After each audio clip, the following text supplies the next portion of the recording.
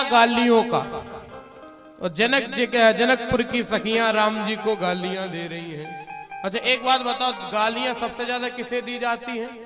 दूल्हे को और दूल्हे के बाप को। सबसे ज्यादा गालियां तो उन्हीं को दी जाती, दूल्हे को और दूल्हे के बाप को। तो हमने देखा कि शादियों में जब गालियां दी जाती हैं, आपके यहाँ तो खैर इतना नहीं है प्रचलन, लेकिन हमारे यहाँ बुंदेलखंड में सबसे ज्यादा प्रचलन है। बुंदेलखंड में है, पश्चिमी उत्तर प्रदेश में और जनकपुर में, मिथिला के अंचल में तो बहुत ज्यादा अभी भी प्रचलन है गालियों का। बहुत गालियां गाई जाती हैं, दी जाती हैं शादियों में। तो सबसे ज्यादा गालियां दी जाती हैं दूल्हे को, फिर दूल्हे के बाप को। तो दूल्हे के बाप और दूल्हे के लोग जो होते हैं, जो बाराती होते हैं, वो तो चुपचाप गर्दन नीचे करके खाते रहते हैं, वो तो कुछ बोल ही नहीं पाते। लेकिन यहाँ राम जी की शादी में बड़ा उल्टा हो रहा। राम जी की शादियों में माताएं गालियां दे रही हैं, और लेकिन राजा दशरथ जी ठहाका लगा लगा करके हंस रहे हैं। गालियां दी जा रही हैं और कोई हंस रहा है, ये कौन सा तरीका हुआ? हसत राव सुनी सहित समाजा। दशरथ जी समाज के साथ ठहाका लगा लगा करके हंस रहे। तो भाई हंस क्यों रहे हैं? तो इसमें एक राज की बात है। अब आपको बता रहे, किसी को बताना नहीं, राज की बात है। क्या? एक राज की बात सुनो सजनी, एक राज की बात सुनो सजनी, महलन में भयो एक अचरज भारी। राज की बात है। एक राज की बात सुनो सजनी, महलन में भयो एक अचरज भारी। जूथ के जूथ सबई मिल के चढ़ गई झटपट सब जन के अटारी। यूथ के यूथ सब मिलकर के जनक जी की अट्टालिकाओं पर चढ़ गई। और जेवत देहि मधुर धुनि गारी, ले ले नाम पुरुष अरुनारी। और मधुर मधुर स्वर में नारियां गालियां गा रही हैं। और ले ले नाम पुरुष अरुनारी, नाम ले ले करके गालियां दे रही हैं। और जैसे ही दूल्हे का नंबर आया कि दूल्हे को गालियां देनी है, तो जैसे ही राम जी का रूप उन नारियों ने देखा, जनकपुर की ललनाओं ने जैसे ही राम जी को देखा, तो राम को रूप निहार निहार हुई गई मोहित सब गावन हारी। और अवधेश को नाम वे भूल गई और देने लगी मिथिलेश को गारी।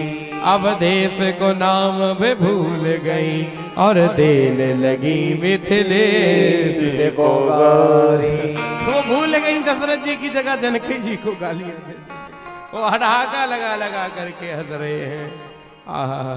अरे ओ पहुना एही मिथिले में रहो ना, ओ पहुना एही मिथिले में रहो ना, ओ पहुना एही मिथिले में रहो ना, ओ पहुना एही मिथिले में रहो ना। झूठ कहत ना मानी तो सन, कहत ना मानी तो सन, मौके को देहो ना, ओ पहुना एही मिथिले में रहो ना, ओ पहुना एही मिथिले में रहो ना। लक्ष्मण जी ने कहा कि बथला में क्यों रह जाए, हमारे क्या घर नहीं है? हमारे पास में भी तो महल है, हम अपने घर में रहेंगे, तुम्हारे घर में काहे रह जाए? तो उन्होंने कहा, ए महाराज तुम्हारे घर में बहुत सुख होगा, लेकिन एक बात बताएं। क्या?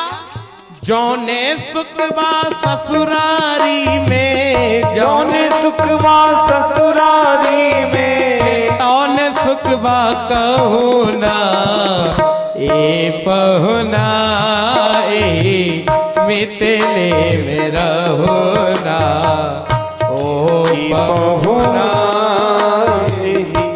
मिथिले में रहो ना।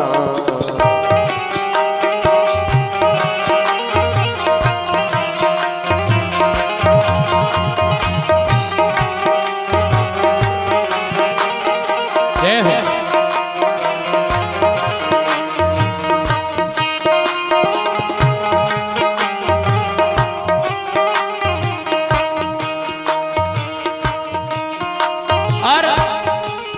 लक्ष्मण जी ने कहा अच्छा हम मिथिला में बने रहे तो हमारे क्या फायदा होगा, हमें कोई फायदा होगा? बोले तुम्हें तो कोई फायदा नहीं होगा, लेकिन तुम्हारे बड़े भैया को बहुत फायदा होगा। इन्हें क्या फायदा होगा? क्या? रोज सवेरे बटन मल के इतर से नहीं आई बहो, रोज सवेरे बटन मल के इतर से नहीं लाई हो।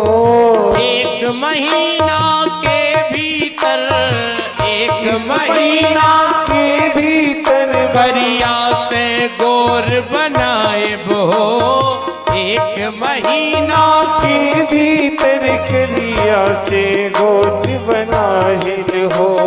झूठ कहत ना पानी तो सन हो, झूठ कहत ना मानी तो सन। मौका एको दे हो ना ओ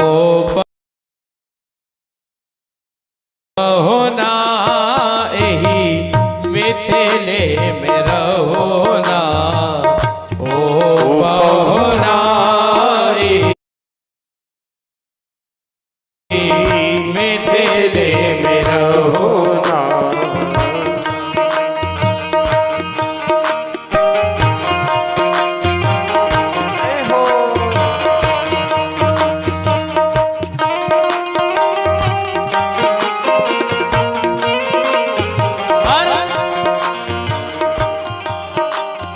कमला विमला दूध मती में छिजरी खूब खियाए बहो, कमला दूध मती में छिजरी बहुत खिलाए हो।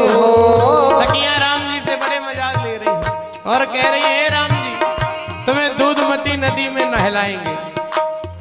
कमला बिमला दूधमती में खिगिरी खूब खियाए बहो, कमला बिमला दूध मती में खिजरी खूब खिलाए हो। एक महीना के भीतर करिया से गोर बनाए बहो, एक महीना के भीतर करिया से गोर बनाए हो। झूठ कहत ना बानी तनिको, झूठ कहत ना मानी तन को। मौका एको दे होना ओ बहुना यही मिथिले में रहोना ओ बहुना मिथिले में रहोना। नौने सुखवा ससुरारी में, नौने सुखवा ससुरारी में, नौने सुखवा कहोना ओ बहुना यही मिथिले में रहोना ओ बहुना